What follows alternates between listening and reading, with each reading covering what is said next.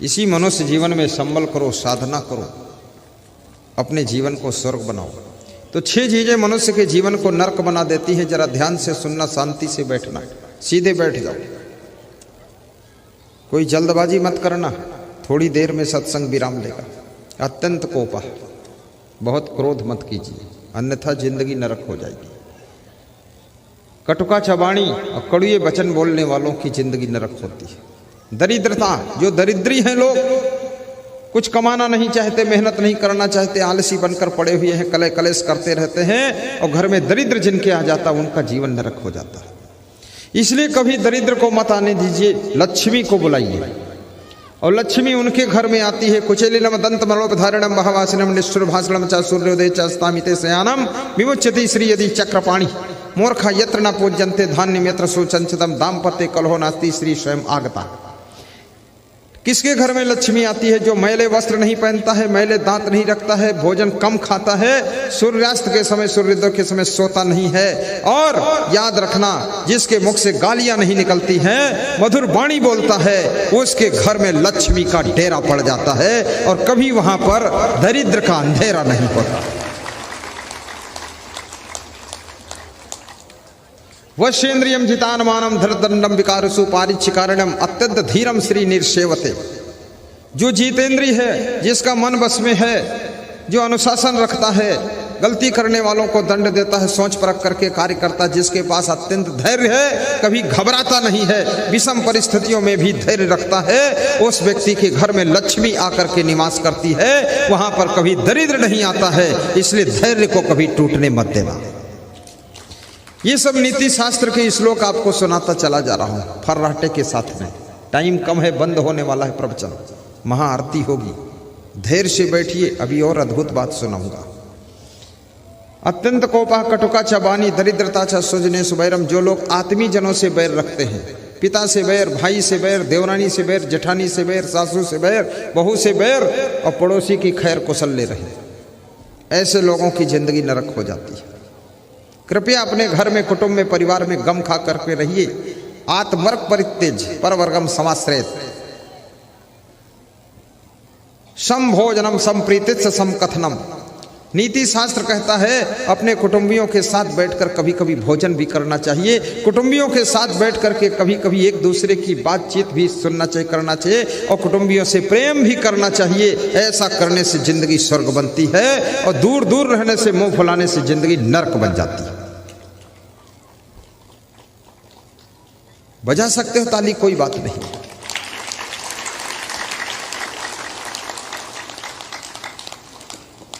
नीच प्रसंगा, जो लोग नीचों की संगत करते, नीच कर्म वालों की संगत करते, दुष्टों की संगत करते हैं, जिनके दोस्त सब नालायक है, उनकी जिंदगी भी नरक बनती है। क्योंकि दोस्ती का भी असर पड़ता है।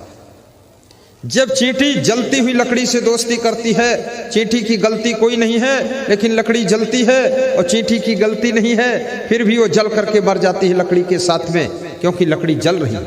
और वही चींटी जब फूल की संगत करती है तो भगवान के मंदिर में चढ़ जाती है।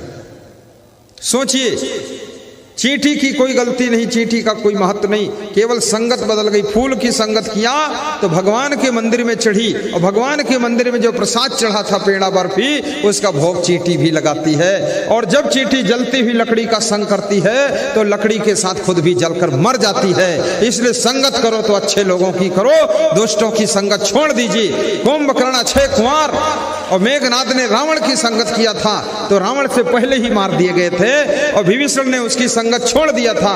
राम की संगत किया था तो विभीषण को लंका का राजा बनने का अवसर मिला था। खड़े होकर जय बोलो दमदारी के साथ। विभीषण राजा बन गया, तुम खड़े होकर जय बोलो। हाथ लगाओ, दमदारी, ताकत।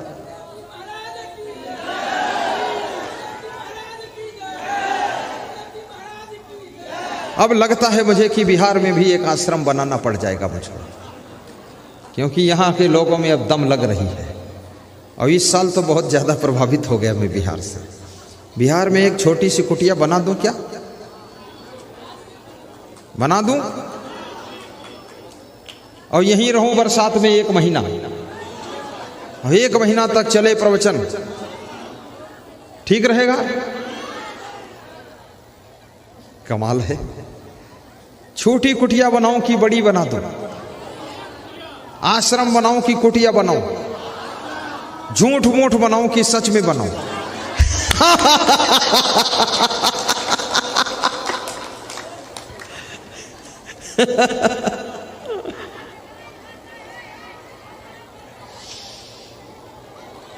मंगल भवन अमंगल हारी, द्रवहु सुदशरथ अजिर बिहारी।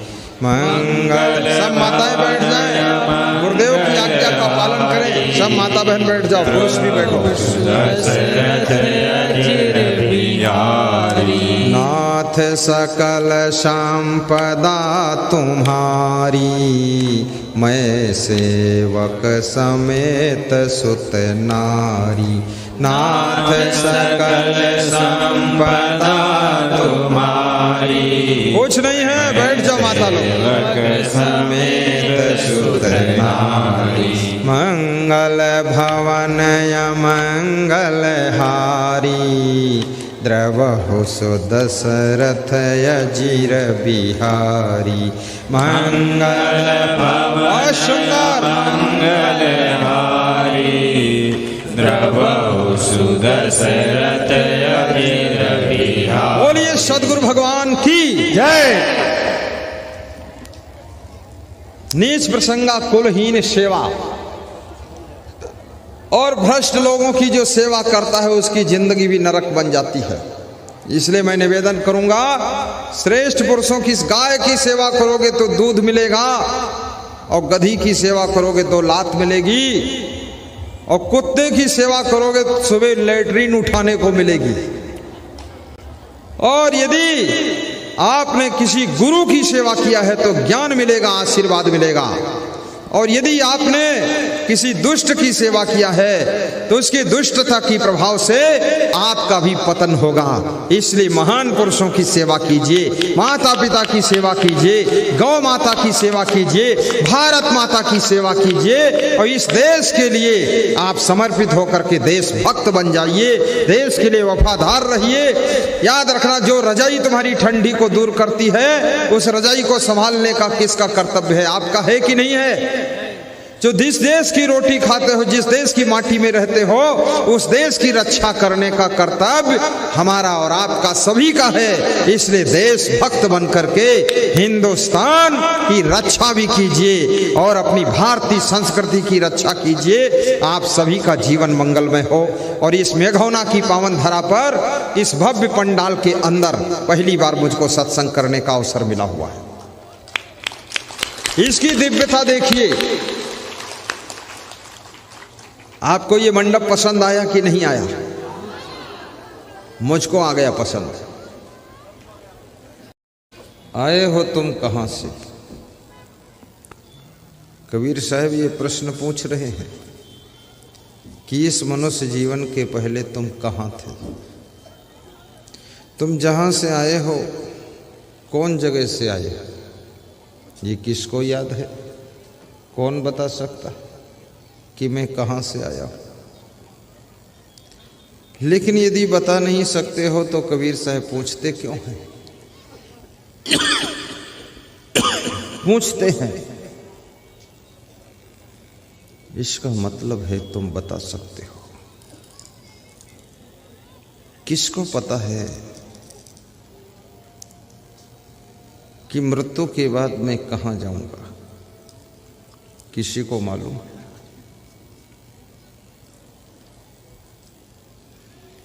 आए हो तुम कहां से और जाओगे कहां? दो बात हुई, आना कहां से हुआ है और जाना कहां है। आ तो गए हो, लेकिन कहां से आए हो? और जाओगे जरूर, मृत्यु होगी जरूर।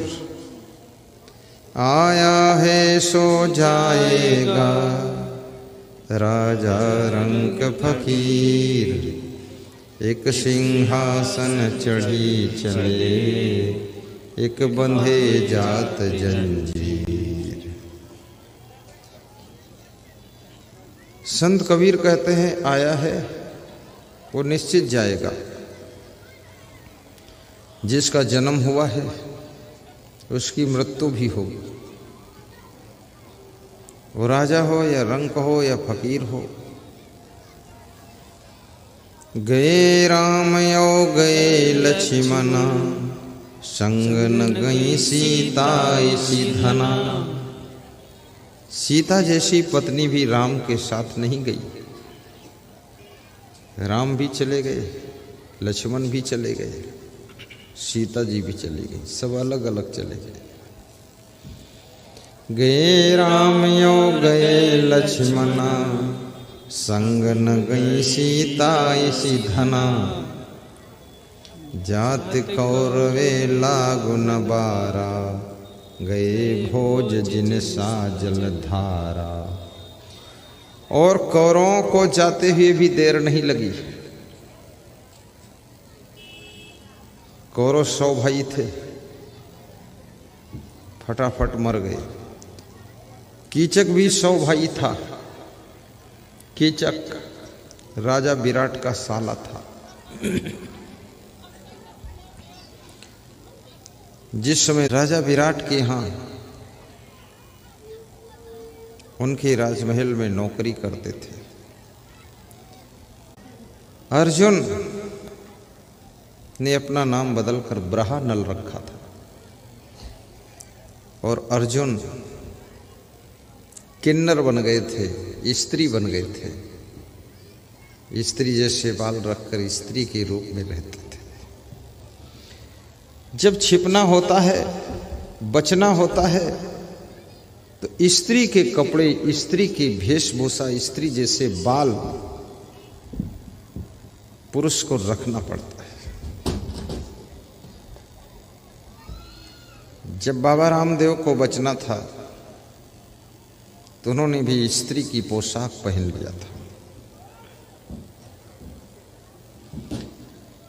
स्त्रियों की पोशाक में बहुत बचाव है, ये साधारण पोशाक नहीं। इसलिए अपने अपने थैले में एक एक साड़ी भी रखा करो।